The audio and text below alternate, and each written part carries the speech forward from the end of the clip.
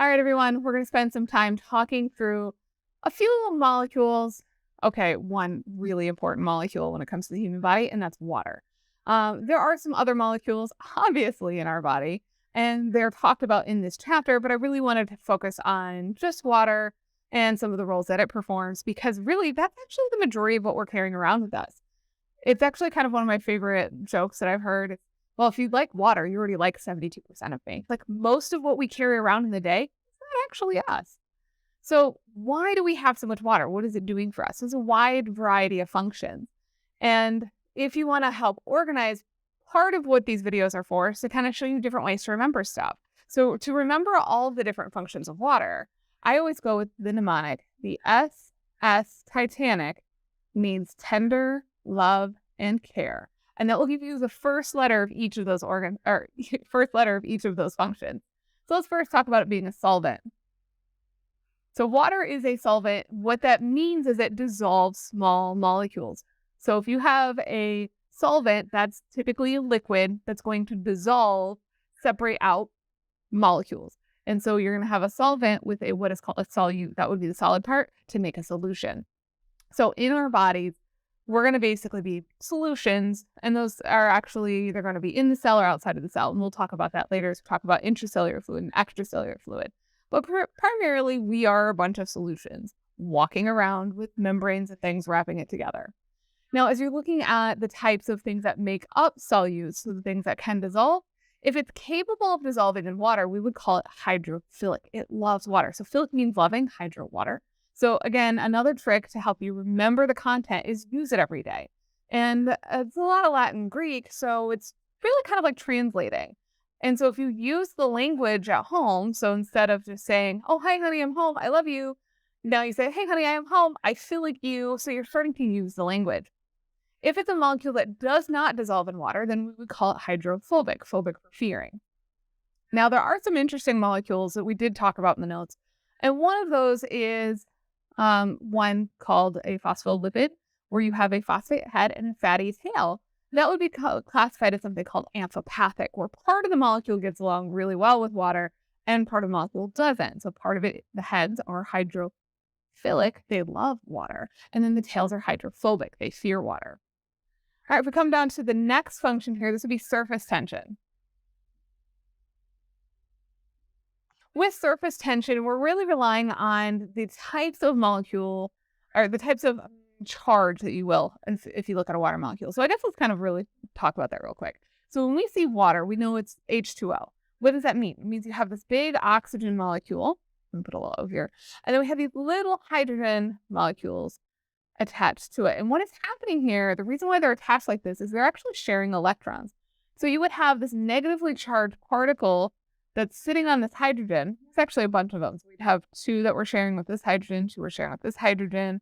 We have two more over here, two more over here, because in chemistry, if you haven't had it yet, we have these outer shells that we're always trying to fill up.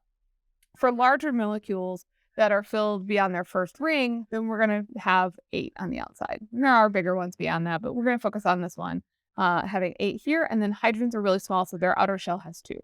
And so we're sharing them, and what they do is they actually spin around the molecules. And so purely just kind of looking at how the size of the molecules are, you spend more time up around that oxygen. And so if the negative thing spends more time up here, that'll make this have a slightly negative charge. And that negative molecule not being down here as much will allow this end to be slightly positive. And so what ends up happening here is we've created like a little mini magnet.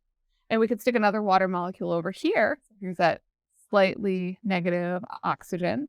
And then your slightly positive end with the hydrogens over here.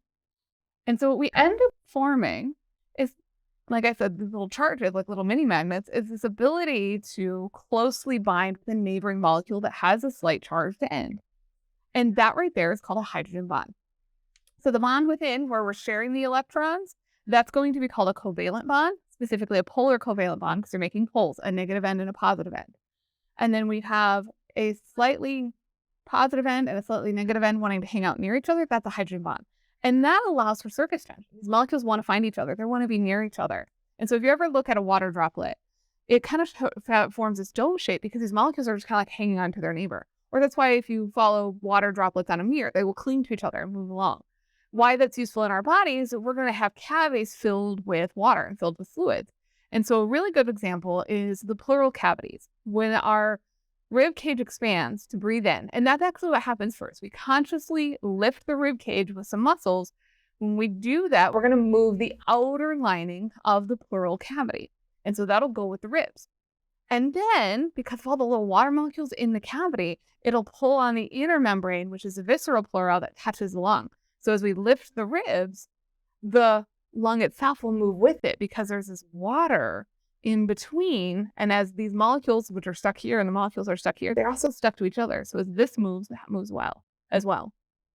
All right, another function is transport. Water is a really great way to move things around in the body. Most commonly, we would think of blood and lymph as our main transport systems within the body, and they're primarily going to be made out of water. Temperature regulation is another function for our water. We can kind of think of this one really commonly when we're warm. When we're warm, we sweat because water has a high heat capacity. It holds temperature really, really well. And so as we sweat, we're going to have water getting evaporated into the air, and it will take the heat with it. Another thing, though, beyond sweating, what if you're cold? How does water help us out then? Well, as I mentioned, water holds heat really, really well. So our blood is actually where we're going to have most of our heat because it's a lot of water. And so we can send that blood to different locations to make sure that certain parts are getting prioritized to keep warm. That's why when we are cold, we feel it in our fingers and our toes more so than our core, because we're going to vasoconstrict out here and we're going to send that warm water, that warm blood to our organs on the inside to keep those warm, to keep them functioning. Another one is it serves as a lubricant. So water works as a lubricant to basically reduce surface tension because these molecules get along really well. They have a bonding system, but they're not a firm attachment. You're not directly sharing those electrons between these two. So they can move around each other pretty well.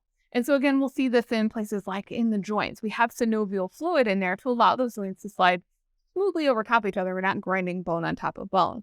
So if anybody ever talks about like having fluid on their knee, the response is, well, you're supposed to. Maybe your problem is that you just have too much. The last one we'll talk about is cushioning. So water also serves as a nice little protective layer. So if we look at the brain, and we really, really, really want to protect that brain, we're going to protect it with a couple of things. We're going to have a hard, bony skull. We're also going to have some connective tissue layers, and we're going to put water in between those layers. So you'll have a skull, and then you'll have fluid, and then you'll have a connective tissue that's kind of thicker, and then fluid, and then another connective tissue that's more fluid. So we have these cushioning effects as we layer them on top of each other.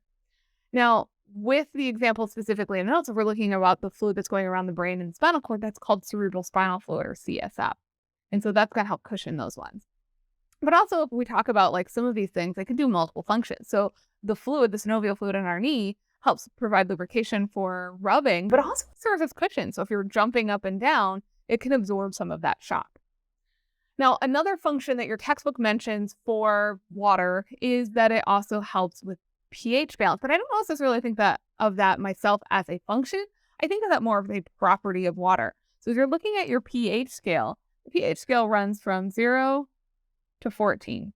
And right in the middle is your perfect 7. This is where everything's balanced. This is where you would find water. With water, you have an equal number of hydrogen ions and hydroxide ions. If you're no longer equal, if you think about the two ingredients of water, what you would do is kind of basically split it like this. And so this side has more of the hydrogen ions, and this side has more of the hydroxide ions. So the lower number on the pH scale, this is where we would consider the environment acidic, because you have more hydrogen ions than you do hydroxide ions. Again, if they were equal, if you have the same number of hydrogen ions as you do hydroxide ions, you end up with water, and that gets you to a 7. If you're over here with too many hydroxide ions, then what you have here is your base or alkaline environment. All right, everyone. Well, I hope that helps make some more sense about what water is doing in our body.